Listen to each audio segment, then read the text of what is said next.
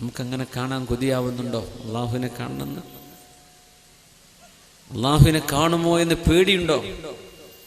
രണ്ടാലൊന്ന് വേണം. ഒന്നുകിൽ പേടി വേണം, അല്ലെങ്കിൽ കൊതി വേണം. ഇത് രണ്ടും സൂചിപ്പിച്ചുകൊണ്ടാണ് സൂറത്തുൽ കഹ്ഫ് അല്ലാഹു അവസാനിപ്പിക്കുന്നത്. സൂറത്തുൽ കഹ്ഫിന്റെ അവസാനത്തെ ആയത്ത് ബിസ്മില്ലാഹിർ റഹ്മാനിർ റഹീം فمن كان يرجو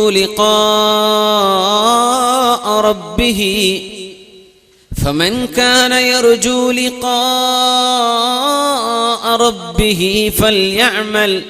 فليعمل عملا صالحا ولا يشرك بعبادة ربه أحدا فمن كان يرجو لقاء ربه ആർക്കാണോ തന്റെ പരിശുദ്ധനായ രക്ഷിതാവായ അള്ളാഹുവിനെ കാണണമെന്ന് കൊതിയുള്ളത്, ഒരർത്ഥം അതാണ്. യർജു, ആഗ്രഹിക്കുന്നു അള്ളാഹുവിനെ കാണാൻ. മറ്റൊരർത്ഥം, ആരാണോ അള്ളാഹുവിനെ കാണുമോ, അള്ളാഹുവിനെ കാണണമല്ലോ എന്ന് പേടിക്കുന്നത്. യഖാഫു, ആരാണോ ഭയപ്പെടുന്നത് അള്ളാഹുവിനെ കാണണമല്ലോ, എന്റെ റബ്ബിന്റെ മുമ്പിൽ ഞാൻ വിസ്തരിക്കപ്പെടുമല്ലോ, അള്ളാഹുവിന്റെ കോടതിയിൽ എന്നെ കൊണ്ടുവന്ന് നിർത്തുമല്ലോ എന്ന് പേടിക്കുന്നവരാരെങ്കിലും ഉണ്ടെങ്കിൽ, എന്റെ റബ്ബിനെ കാണണമെന്ന് കൊതിക്കുന്നവരുണ്ടെങ്കിൽ, എന്റെ റബ്ബിനെ ഞാൻ കാണേണ്ടി വരുമല്ലോ എന്ന് പേടിക്കുന്നവരുണ്ടെങ്കിൽ എന്തു ചെയ്യണം? ഫൽയഅമൽ അമലൻ സ്വാലിഹാ, സൽക്കർമ്മങ്ങളെ അവർ ചെയ്യാവൂ, സൽക്കർമ്മങ്ങളെ പറയാവൂ, സൽക്കർമ്മങ്ങളെ അവർ ചെയ്തു തീർക്കാവൂ, സൽക്കർമ്മങ്ങളെ അവർ ചിന്തിക്കാവൂ. ഫൽയഅമൽ അമലൻ സ്വാലിഹാ. എങ്ങനെയത് മനസ്സിലാവുക സൽക്കർമ്മമാണെന്ന്? ഞാൻ ചെയ്യുന്ന പണി അള്ളാഹുവിന് ഇഷ്ടമാകുമോ? ഞാൻ ചെയ്യുന്ന ജോലി എൻ്റെ റബ്ബ് പൊരുത്തപ്പെടുമോ? ഞാൻ പറയുന്നത്, ഞാൻ എഴുതുന്നത്, ഞാൻ ആളുകളോട് സംവദിക്കുന്നത്, ആളുകളുമായി പെരുമാറുന്നത് എൻ്റെ റബ്ബിന് ഇഷ്ടമാകുമോ? ഞാൻ ചെയ്തുകൊണ്ടിരിക്കുന്ന ചെയ്യുന്ന ഈ ജോലി എൻ്റെ റബ്ബിന് പൊരുത്തമാകുമോ? അള്ളാഹു അത് ഇഷ്ടപ്പെടുമോ? ഇങ്ങനെ എപ്പോഴും ചിന്തിക്കുന്ന ആൾ. അത് മനസ്സിലാക്കാൻ ഉലമാ പറയുന്നത്, ഒരു ജോലി ചെയ്തുകൊണ്ടിരിക്കെ തൊട്ടരികെ അഷ്റഫുൽ ഖൽഖ് സ്വല്ലല്ലാഹു അലൈഹി വസല്ലം ഇരിക്കുകയാണെന്ന് സങ്കല്പിക്കാൻ, നബി തങ്ങൾ തൊട്ടടുത്തുണ്ട് എന്ന് സങ്കല്പിക്കാൻ. ഞാനൊരു പണി ചെയ്തുകൊണ്ടിരിക്കുകയാണ്, എൻ്റെ റസൂൽ എൻ്റെ അരികത്തിരിക്കുന്ന നബി ഇത് ചെയ്യാൻ എന്നെ അനുവദിക്കുമോ?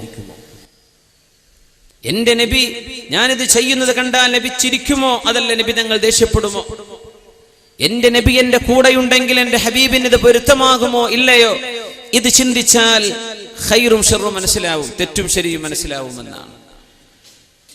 فمن كان يرجو لقاء ربه, അല്ലാഹുവിനെ കാണണമെന്ന് പേടിക്കുന്നവർ, അല്ലാഹുവിനെ കാണേണ്ടി വരുമല്ലോ എന്ന് ഭയപ്പെടുന്നവർ, അല്ലാഹുവിനെ കാണാൻ കൊതിയൂറുന്നവർ, ഫൽയഅമൽ അമലൻ സ്വാലിഹാ, അവർ സൽക്കർമ്മം ചെയ്തു കൊള്ളട്ടെ. വലാ യുശ്രിക് ബിഇബാദത്തി റബ്ബിഹി അഹദാ, അല്ലാഹുവിനോട് ചെയ്യുന്ന ഈ ഇബാദത്തിൽ മറ്റൊന്നിനെയും പങ്കു ചേർക്കാതെ. ഇത് ശിർക്കുൽ ഖഫീനെ സംബന്ധിച്ചുള്ള ചർച്ചയാണ്. ബഹുദൈവാരാധന എന്ന ശിർക്കല്ല ഈ ആയത്തിൽ ചർച്ച ചെയ്യുന്നത്. തഫ്സീർ എടുത്തു നോക്കിയാൽ മനസ്സിലാവും, ഈ ആയത്തിൽ അല്ലാഹു ശിർക്ക് ചെയ്യല്ലേ എന്ന് പറഞ്ഞത് മറ്റാരും കാണാൻ വേണ്ടി ചെയ്യല്ലേ, മറ്റാരെങ്കിലും കൈയടിക്കാൻ വേണ്ടി ചെയ്യല്ലേ, മറ്റാരെങ്കിലും പ്രോത്സാഹിപ്പിക്കാൻ വേണ്ടി ചെയ്യല്ലേ, മറ്റാരുടെയെങ്കിലും പ്രകീർത്തനങ്ങൾ കിട്ടാൻ, അവരുടെ പ്രശംസ കിട്ടാൻ ഇതിനൊന്നും ചെയ്യല്ലേ. നീ ചെയ്യുന്നത് അല്ലാഹുവിന് വേണ്ടി, നിന്റെ കർമ്മം അല്ലാഹുവിന് വേണ്ടി, നീ കല്യാണം കഴിച്ചത് അല്ലാഹുവിന്, നീ ജോലി ചെയ്യുന്നത് അല്ലാഹുവിന്, കോളേജിൽ പോകുന്നത് അല്ലാഹുവിന്, വീട്ടിലെ കാര്യങ്ങൾ ചെയ്തുകൊണ്ടിരിക്കുന്നത് അല്ലാഹുവിന്, ഉമ്മയും വാപ്പയെ നോക്കുന്നത് അല്ലാഹുവിന്, വാഹനം ഓടിക്കുന്നത് അല്ലാഹുവിന്, എല്ലാം അല്ലാഹുവിന്. അങ്ങനെ നിങ്ങൾ ചെയ്തോ, എന്നാൽ ഈ റബ്ബിനെ കാണാനുള്ള കൊതി സാക്ഷാത്കരിക്കപ്പെടും. അല്ലാഹുവിനെ കാണണമല്ലോ എന്ന പേടി, ആ പേടി നിനക്കുണ്ടാവില്ല. പിന്നെ റബ്ബിനെ സ്വസ്ഥമായിട്ട് കാണാൻ പറ്റും. ചെയ്യേണ്ടത് ഇത്രയാണ്, ഞാൻ ചെയ്യുന്ന ജോലി ഞാൻ അല്ലാഹുവിന് വേണ്ടി ചെയ്യാണ്. നമുക്കൊക്കെ ചെയ്യാവുന്ന സംഗതിയാണ്. മനസ്സിൻ്റെ ഉള്ളിൽ ഒരു നിയ്യത്തെ പ്രശ്നമുള്ളൂ. അല്ലാഹു നമുക്കൊക്കെ നന്നാക്കി തരട്ടെ. എത്രയോ കാര്യങ്ങൾ നമ്മൾ ചെയ്തു തീർക്കുന്നുണ്ടാവും, പക്ഷേ അല്ലാഹു ഇത് സ്വീകരിക്കുന്നുണ്ടോ നമുക്കറിയില്ല. നമ്മളിപ്പോൾ ഇശാ നിസ്കരിച്ചു, ഈ നിസ്കാരം അല്ലാഹു കബൂലാക്കിയിട്ടുണ്ടോ? മഗ്രിബ് നിസ്കരിച്ചു, അല്ലാഹു സ്വീകരിച്ചിട്ടുണ്ടോ? നമ്മൾ ചെയ്തു എന്ന് പറഞ്ഞ് സമാധാനിക്കുക. എൻ്റെ റബ്ബിന് ഇത് പൊരുത്തമായിട്ടുണ്ടോ? എൻ്റെ റബ്ബ് ഇത് കബൂലാക്കിയിട്ടുണ്ടോ? അറിയില്ല. ഇന്നല്ലദീന ഖാലൂ റബ്ബുനല്ലാഹ്, ഞങ്ങളുടെ രക്ഷിതാവ് അല്ലാഹുവാണെന്ന് പറയുകയും ജീവിതത്തിലൂടെ കാണിക്കുകയും ചെയ്തവർ, റബ്ബാണ് എന്നെ പരിപാലിക്കുന്നത് അല്ലാഹുവാണ്, സുമ്മസ്തഖാമൂ, എന്നിട്ട് നേർവഴിയിൽ ജീവിക്കുകയും ചെയ്യുന്നവർ. നേർവഴിയിൽ ജീവിക്കുക. നബി സല്ലല്ലാഹു അലൈഹി വസല്ലം തങ്ങളുടെ തലയിലേക്കും താടി രോമത്തിലേക്കും നോക്കിക്കൊണ്ട് അവിടുത്തെ ഇഷ്ടപ്പെട്ട കൂട്ടുകാരൻ അബൂബക്കർ സിദ്ദീഖ് റളിയല്ലാഹു അൻഹു ചോദിച്ചു, നബിയേ, അജ്ജല ഇലൈക ശൈബു യാ റസൂലല്ലാഹ്, നബിയേ, അങ്ങേക്ക് നരബാധിച്ചുവല്ലോ, അത് പെട്ടെന്ന് വന്നുവല്ലോ നബിയേ. അജ്ജല ഇലൈക ശൈബു യാ റസൂലല്ലാഹ്, വളരെ പെട്ടെന്ന് നരബാധിച്ചുവല്ലോ നബിയേ, നിങ്ങൾക്ക് വളരെ പെട്ടെന്ന് മുടിയെല്ലാം നരച്ചുപോയല്ലോ. എത്രയാണ്? 17ഓളം മുടികൾ നബി തങ്ങളുടെ തലയിലും താടിയിലുമായി 17ഓളം രോമങ്ങൾ വെളുത്തിരുന്നു എന്ന ഹദീസുകൾ ശമായിൽ കാണാൻ കഴിയും, ഹബീബിന്റെ ശരീരത്തിന്റെ വിവരണം വായിച്ചാൽ. പക്ഷേ അറബികൾക്കെന്ന് നരബാധിക്കുന്നത് 70 വയസ്സാകുമ്പോഴാണ്, 75 ആകുമ്പോഴാണ്. നിബിതങ്ങൾക്ക് വളരെ പെട്ടെന്ന് നരബാധിച്ചപ്പോ നിബിതങ്ങളോട് സിദ്ദീഖ് റളിയല്ലാഹു അൻഹു അവിടുത്തെ ഇഷ്ടപ്പെട്ട കൂട്ടുകാരൻ നിബിതങ്ങളുടെ മുഖത്ത് നോക്കി ഇങ്ങനെ ചോദിക്കുകയാണ്, അജ്ജല ഇലൈക ശൈബു യാ റസൂലല്ലാഹ്,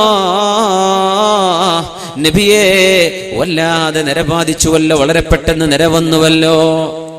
ശയ്യബതിനി ഹൂദുൻ വഅഖവാതുഹാ, അബൂബക്കറെ, വിശുദ്ധ ഖുർആനിലെ സൂറത്ത് ഹൂദും സൂറത്ത് ഫുസ്സിലത്തും ആ സൂറത്ത് ഹൂദും അതിന്റെ സഹോദരിമാരായ ഖുർആനിന്റെ സൂറകളുമാണ് എനിക്ക് നിര കൊണ്ടുവന്നത് അബൂബക്കറെ റളിയല്ലാഹു തആല അൻഹുവിനോട് നബി തങ്ങളുടെ മറുപടി, നരബാധിക്കാൻ കാരണം വിശുദ്ധ ഖുർആനിലെ സൂറത്ത് ഹൂദും അതിന്റെ സഹോദരിമാരായ സൂറത്തുകളുമാണ്. അപ്പോഴാണ് ഓടി വരുന്നത് ഇബ്നു അബ്ബാസ് റളിയല്ലാഹു അൻഹു, നബിയേ, ഈ സൂറകളിൽ ഏത് വചനമാണ് അല്ലാഹുവിന്റെ വാക്കാണ് നബിയേ അങ്ങയെ വല്ലാതെ പേടിപ്പിച്ചത്, അങ്ങ് വല്ലാതെ വിഷമിച്ചു പോയത്? ഖൗലുഹു തആല ഫസ്തഖിം കമാ ഉമിർത്, ഫസ്തഖിം കമാ ഉമിർത്.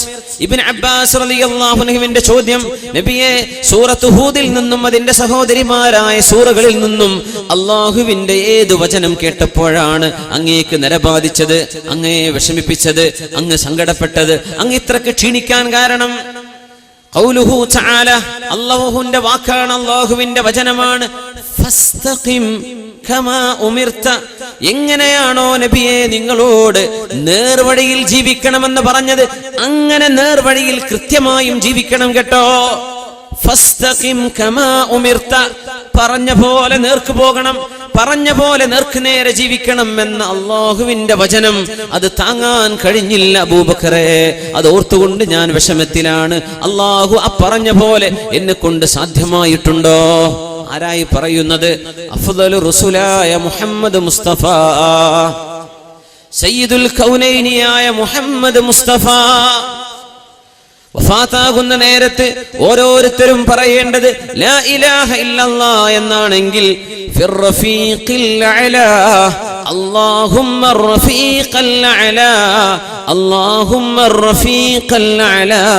അല്ലാഹുവേ, നിന്റെ ഉന്നതമായ സ്ഥാനത്തേക്ക്, നിന്റെ ഉന്നതമായ ചാരത്തേക്ക്, നിന്റെ ആ ഒരു കമ്പാനിയൻഷിപ്പ് എനിക്ക് തരേണമേ എന്ന് പറഞ്ഞ ലോകത്തോട് വിട പറഞ്ഞ ലോകത്തിന്റെ ഗുരു മുഹമ്മദ് മുസ്തഫ സ്വല്ലല്ലാഹു അലൈഹി വസല്ലം തങ്ങളെ വിഷമിച്ചു പോയിട്ടുണ്ട്.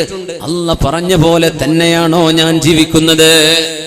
ഫസ്തഖിം കമാ ഉമിർത്, പറഞ്ഞ പോലെ നേർക്ക് നേരെ ജീവിക്കണം.